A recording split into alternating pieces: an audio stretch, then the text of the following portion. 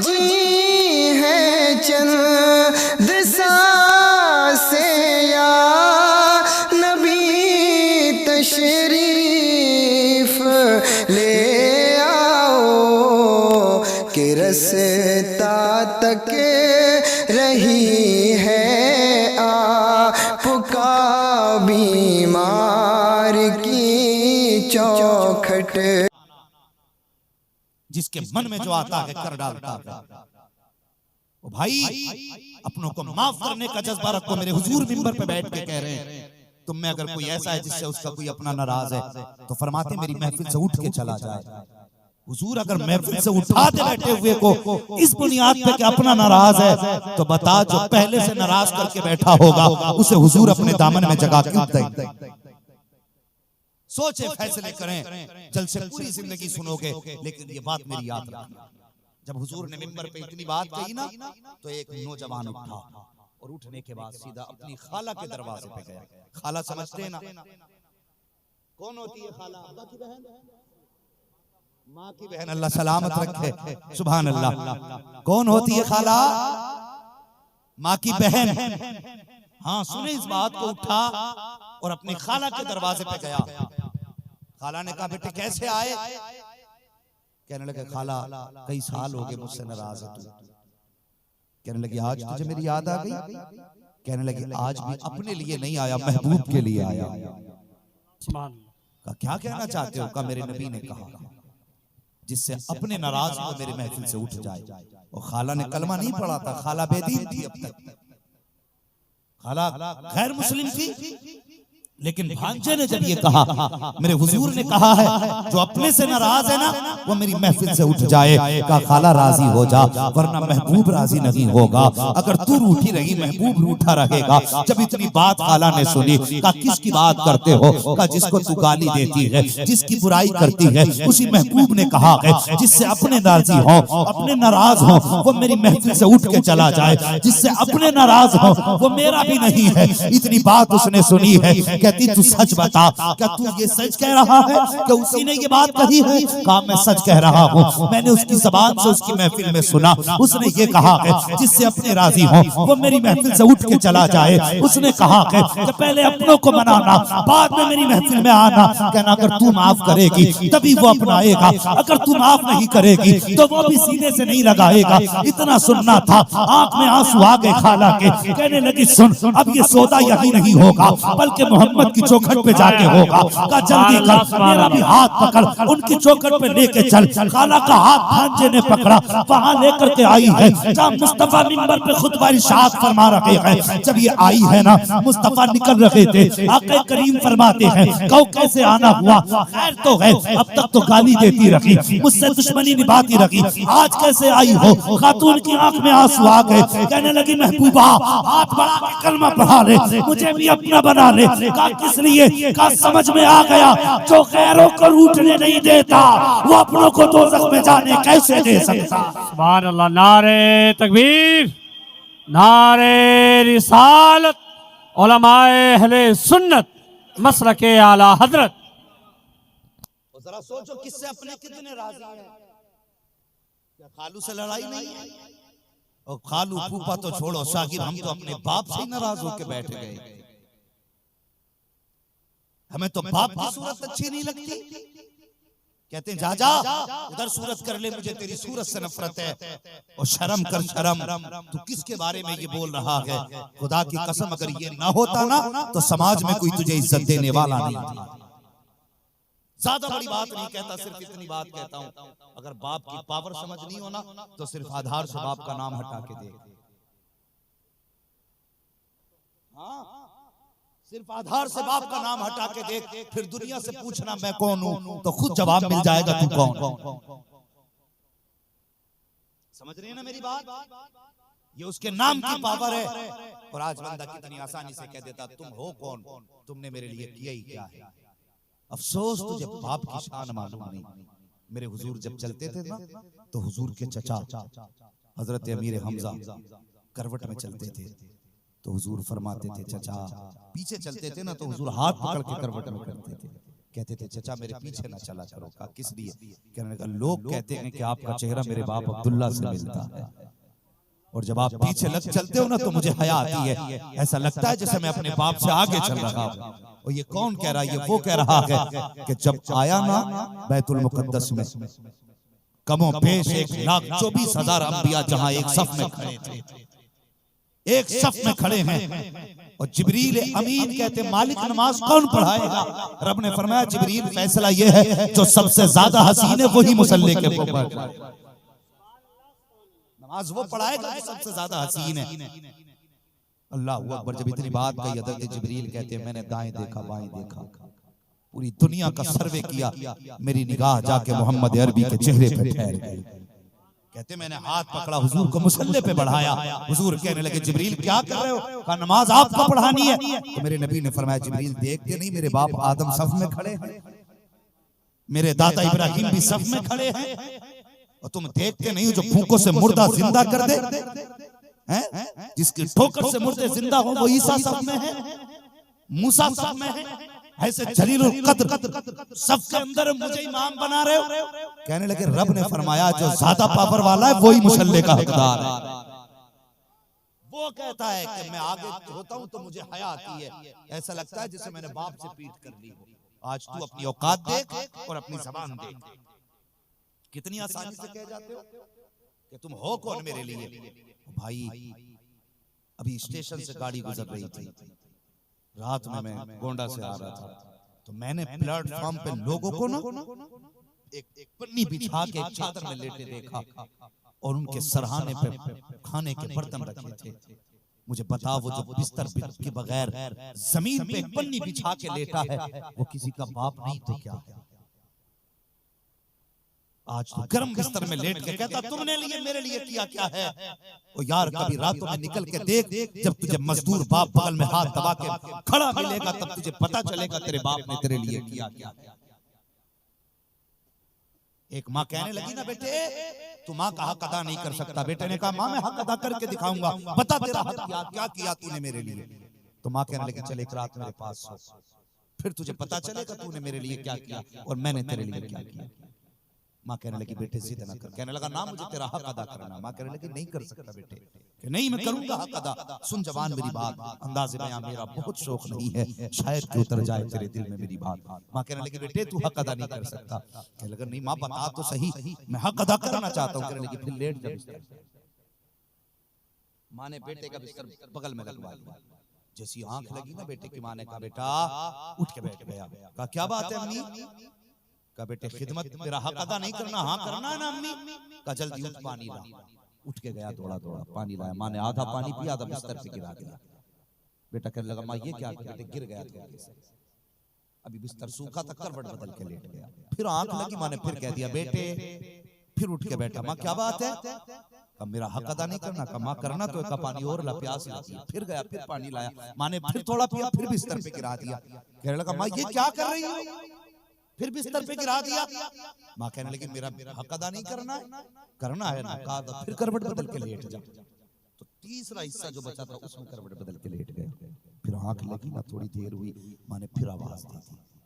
तो कहने लगा माँ मुझे सोने दे। माँ ने कहा मेरा हक अदा नहीं करना? उठ के बैठ गया। कहने लगा हाँ करना है ना। कहने लगे बेटे फिर पानी भर के ला।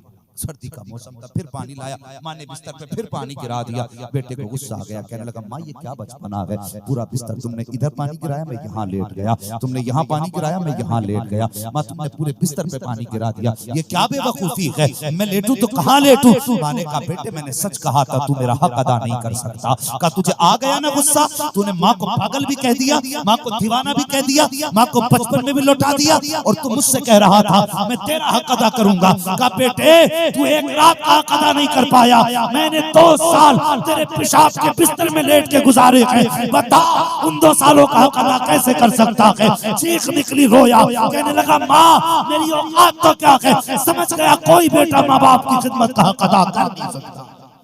सुभान अल्लाह सुभान अल्लाह। ये माँ बाप होते हैं भाई, कितनी आसानी से कह देते हो तुमने हमारे लिए किया क्या। सुन अपनी जिंदगी के बारे में कभी पड़ोसी से पूछ तेरे बाप ने तेरे लिए किया क्या है?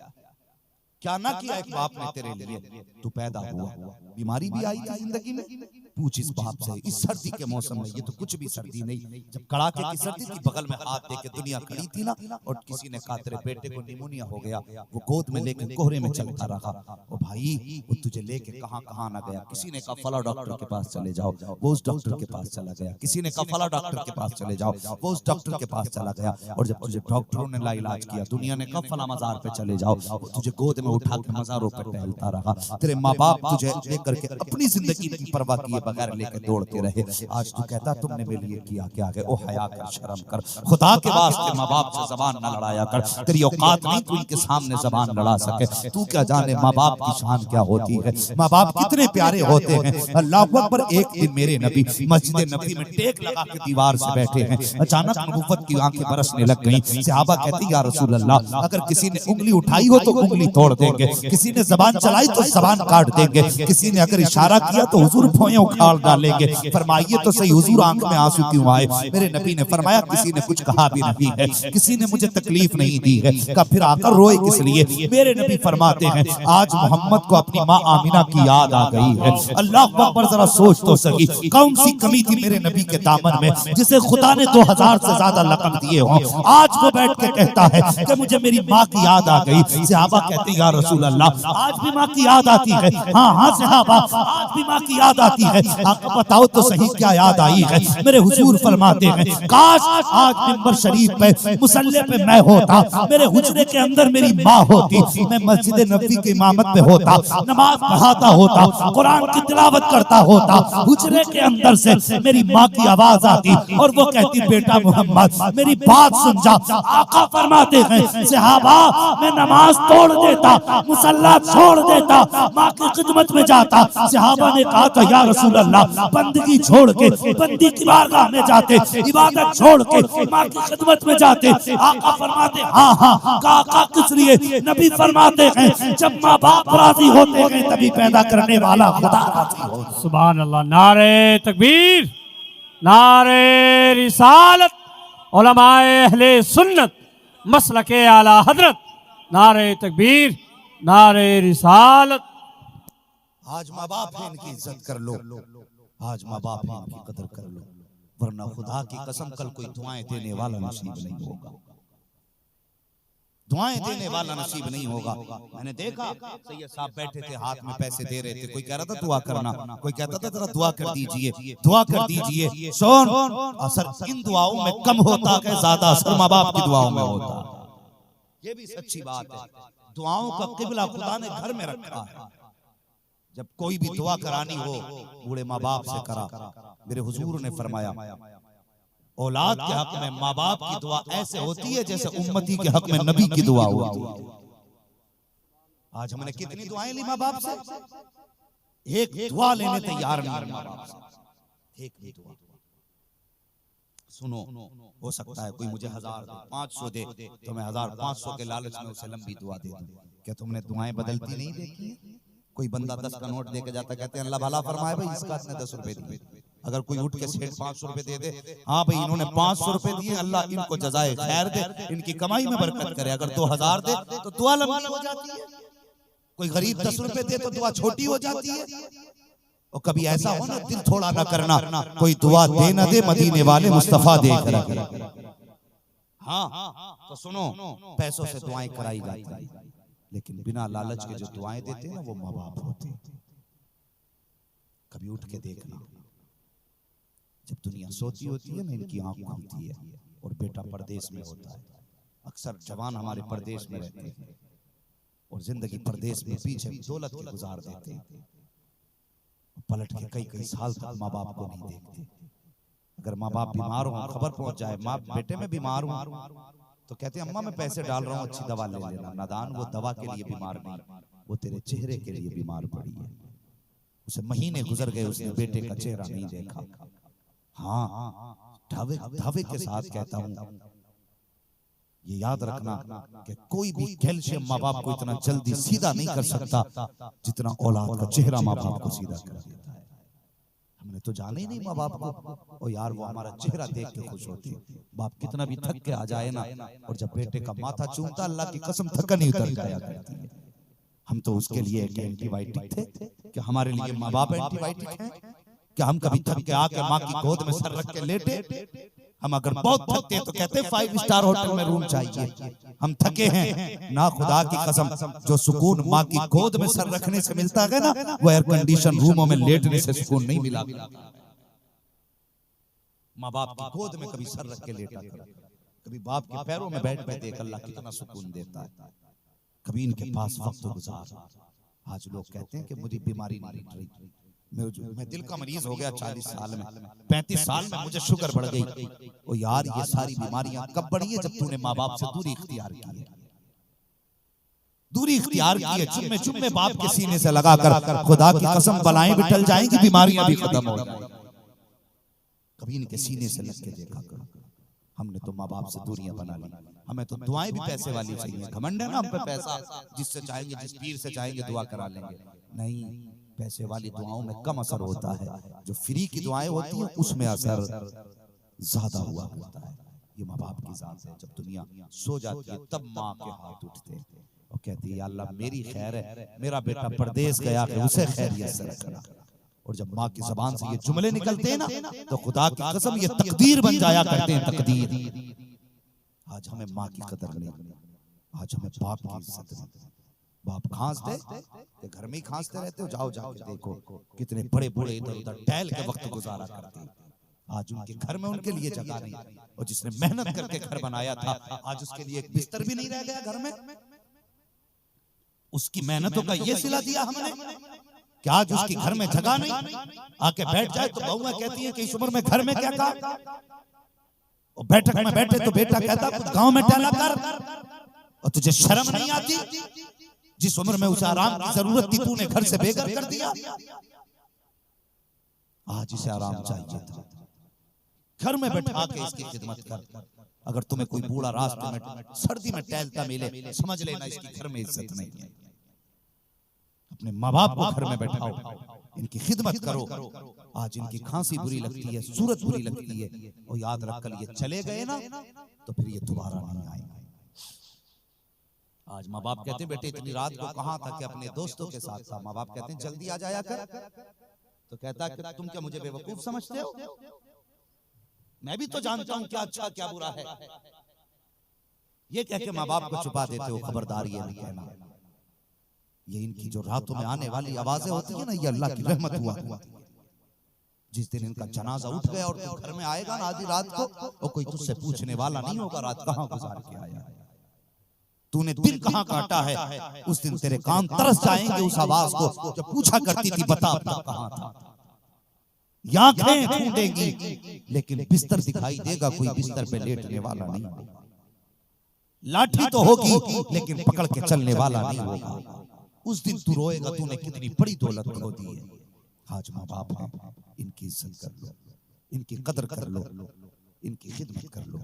खुदा अगर ये राजी हो गए समझ लेना खुदा राजी हो गया। मेरे हुजूर ने फरमाया अगर तुम्हें ये पता लगाना है कि खुदा तुमसे राजी है कि नाराज, तो हुजूर फरमाते हैं सुबह उठ के बाप का चेहरा देखो। फरमाते हैं अगर बाप राजी है तो समझ लेना खुदा भी तुमसे राजी है। आज सुबह ही उठ के बाप को गाली देते हैं, खर्चे के हिसाब लगाते हैं और उससे कहते हैं तुमने इतना खर्च कर लिया, इतना कर लिया। खुदा ऐसी जिंदगी ना गुजार, मरना है एक दिन। और माँ बाप वो किताब है जो तुम लिखोगे तुम्हारी औलाद तुम्हें पढ़ के सुनाएगी। कहते हैं जैसी करनी वैसी भरनी भी है। आज माँ बाप की इज्जत करोगे औलाद तुम्हारी इज्जत करेगी। माँ बाप को तकलीफ दोगे औलाद को तुम्हारे सामने तुम्हारे मुंह पे तमाचे लगाएगी। माँ बाप की इज्जत करना। मैंने कहा था कुरान फरमाता वम्मसा इला फला तनहर, महबूब दरवाजे पे जरूरतमंद आए तो खाली न लौटाना। हमारा मजहब तो किसी भी जरूरतमंद को खाली लौटाने की इजाजत नहीं देता। आज एक बेटे के दरवाजे से बाप खाली जाता होगा तो फिर बाप की जिगर पे क्या गुजरती होगी, क्या गुजरती होगी। माँ बाप को हमने जाना, हमने पहचाना माँ बाप को, सोच भी नहीं सकते ये क्या है। बस इतना समझ लेना, तुमने कभी धूप में दरख्त देखे ना, भारी दरख्त जिसके नीचे अक्सर चारपाई डाल के लोग बैठा करते हैं, ऊपर के पत्ते उसके गर्म रहते हैं लेकिन नीचे बैठने वाले को ठंड देता है। ठीक उसी की तरह एक बाप होता है। हर मुसीबत बाप अपने ऊपर लेता है लेकिन औलाद पे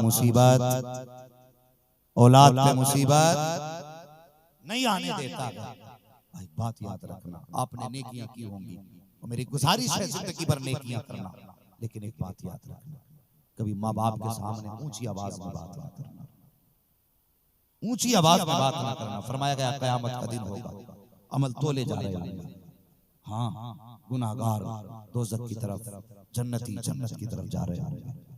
एक ऐसा बंदा लाया जाएगा जिसके अमाल में सिर्फ नेकियां ही नेकियां होंगी, सिर्फ नेकियां ही नेकियां, कोई गुनाह होगा ही नहीं। जब अमल तोला जाएगा तो उसकी नेकियों का पल्ला ऊपर उठ जाएगा, फिर हुक्म फरिश्ते फैसला करेंगे चलो इसको जन्नत की तरफ लेके चलें। जब लेके चलेंगे आवाज आएगी ठहरो फरिश्तों अभी एक काम बाकी है। कहा मालिक काम क्या है? कहा दोबारा अमल तोले जाए। फिर जब दोबारा अमल तोले जाएंगे एक छोटी सी पर्ची आके गुनाहों के पल्ले में गिरेगी, एक पर्ची के गिर जाने से इतनी बड़ी पर्ची गिरेगी गुनाहों के पल्ले में, और उस पल्ले में गिरना होगा कि वो सारी नेकियों को खत्म कर डालेगी। अल्लाह अकबर हुक्म होगा, फरिश्तों इसे जन्नत नहीं दोज़ख में ले जाके डाल दो। फरिश्ते कहेंगे या अल्लाह अभी अमल तोला गया, गुनाह कम थे नेकियां ज्यादा थी, अब गुनाह बढ़ गए नेकियां घट गई हैं। हुक्म होगा फरिश्तों जाओ इसको दोज़ख की तरफ लेके जाओ। जब फरिश्ते लेके चलेंगे ये कहेगा मेरे मालिक मैंने सारी जिंदगी तेरी रजा के लिए गुजारी, कभी तेरे हुक्म की खिलाफ वर्जी नहीं की, आज तू कहता है दोज़ख में जा। मालिक मैं जाने तैयार हूँ, लेकिन बता तो सकी ये कौन सा गुनाह था जिसने पूरी नेकियों को तबाह कर दिया? मालिक मैं गुनाह के बारे में जानना चाहता हूँ। जब इतनी बात ये कहेगा आवाज कुदरत आएगी, मेरे बंदे याद कर तूने एक दिन अपनी माँ के सामने ऊंची आवाज में बात कर ली थी और बिना तौबा किए मर गया था। उसी एक बार ऊंची आवाज में बोलने की वजह से तेरी सारी नेकियां खत्म कर दी गई हैं। मुझे बता तो सही, एक बार माँ के सामने ऊंची आवाज में बोला जाए तो सारी नेकियां तबाह हो जाती हैं। जो बेहिसाब बोला करते हैं उनकी नेकियां कहां से लाओगे? अगर जन्नत में जाना चाहते हो तो पीर से माफी बाद में मांग, माँ बाप से माफी पहले मांग ले। अगर ये राजी हो जाएंगे तो खुदा भी राजी होगा, मुस्तफा भी राजी। सुभान अल्लाह। नारे तकबीर, नारे रिसालत, उलमाए अहले सुन्नत, मसलके आला हजरत।